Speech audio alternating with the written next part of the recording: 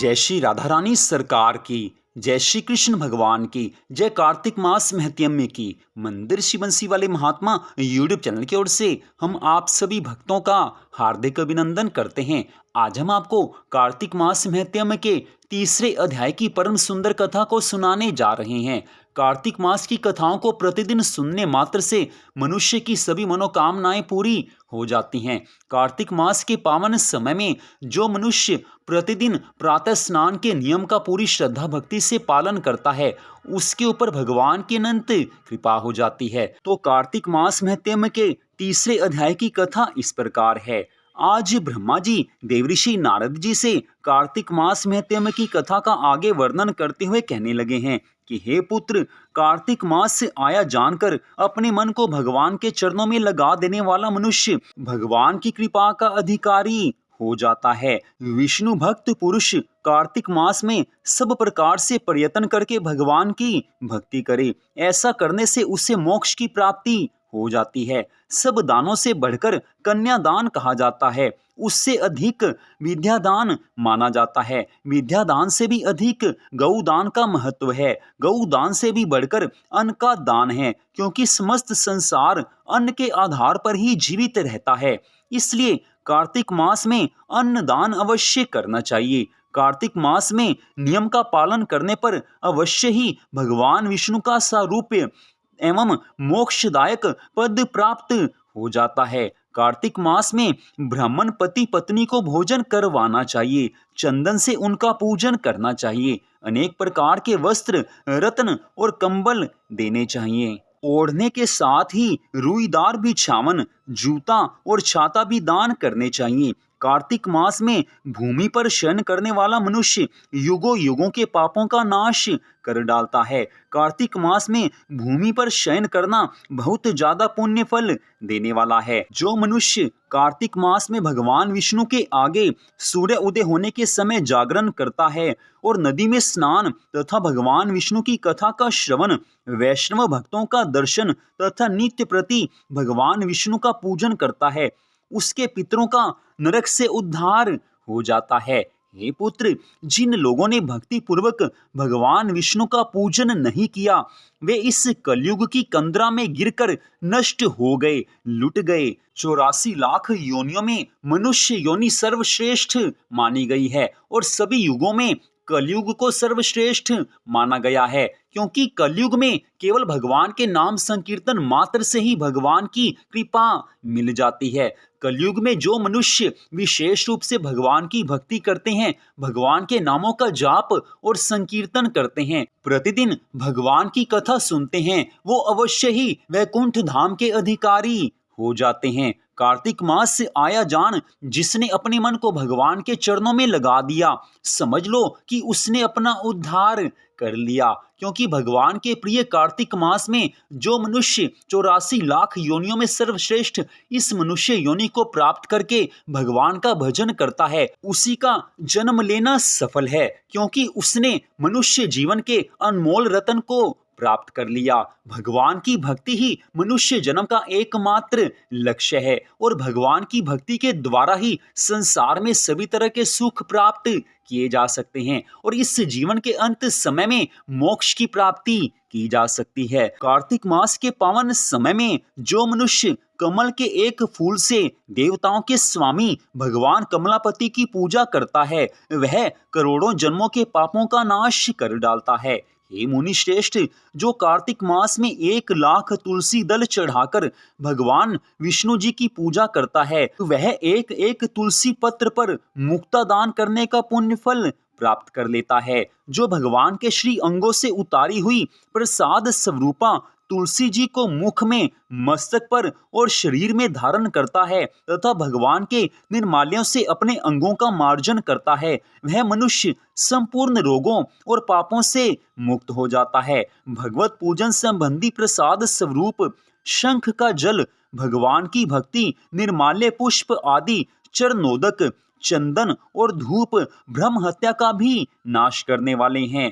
हे नारद जी, कार्तिक मास में प्रातःकाल स्नान करें और प्रतिदिन अपनी शक्ति के अनुसार ब्राह्मणों को अन्न का दान दें, क्योंकि सब दानों में अन्न दान ही सबसे बढ़कर है। अन्न से ही मनुष्य जन्म लेता और अन्न से ही बढ़ता है।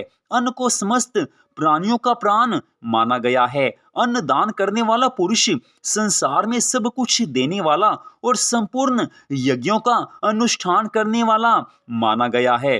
पूर्व काल में सत्यकेतु ब्राह्मण ने केवल अन्न दान से सब पुण्यों का फल प्राप्त करके परम दुर्लभ मोक्ष को भी प्राप्त कर लिया था। कार्तिक मास में अनेक प्रकार के दान देकर भी यदि मनुष्य भगवान का चिंतन नहीं करता, भगवान की भक्ति नहीं करता, तो वे दान भी उसे कभी पवित्र नहीं कर सकते। इस कारण सबसे प्रथम भगवान की भक्ति है। भगवान की भक्ति होगी तो भगवान की कृपा हो ही जाएगी। और भगवान की आज्ञा मानकर कार्तिक मास में जो मनुष्य दान पुण्य करता है, उसे भगवान की कृपा प्राप्त हो जाती है। कार्तिक मास के पावन समय में जिसने भगवान के नामों के जाप से अपने आप को पवित्र कर लिया, वो मनुष्य सदा ही भगवान की कृपा का अधिकारी बना रहता है।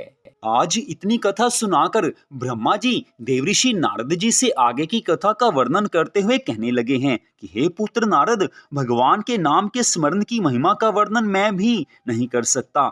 गोविंद गोविंद हरे मुरारे, गोविंद गोविंद मुकुंद कृष्ण, गोविंद गोविंद रथांग पाने, गोविंद दामोदर माधवेति।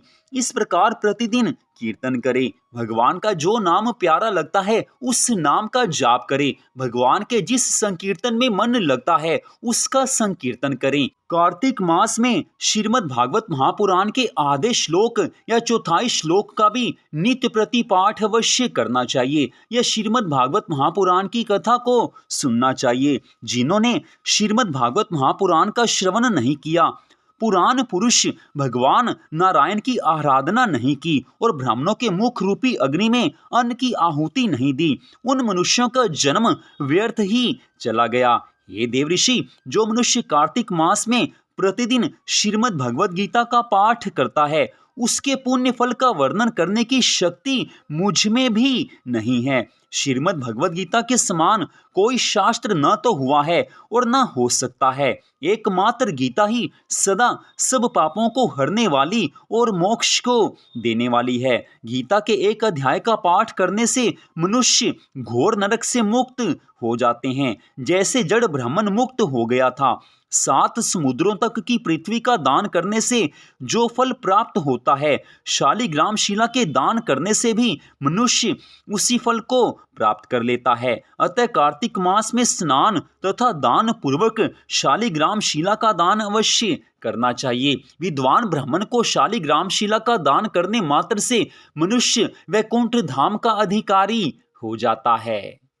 84 लाख योनियों में सर्वश्रेष्ठ इस मनुष्य योनि को प्राप्त करके जो मनुष्य अपने मन को भगवान के चरणों में लगा देता है, कार्तिक मास के सब नियमों का भक्ति पूर्वक पालन करता है, वह अवश्य ही भगवान की कृपा को प्राप्त करता है। भगवान ने 12 मास बनाए हैं, लेकिन फिर भी भगवान को सबसे प्रिय कार्तिक मास है। तो भगवान के सबसे प्रिय इस कार्तिक मास में अपने आप को भगवान के चरणों में लगा देने मात्र से मनुष्य अपने जीवन के सभी दुखों से छूट जाता है। जो भी मनुष्य को चिंताएं होती हैं, जो भी दुख उसे सताते हैं, जो भी तकलीफें उसे सताती हैं, उन सब से वो मुक्ति पा सकता है।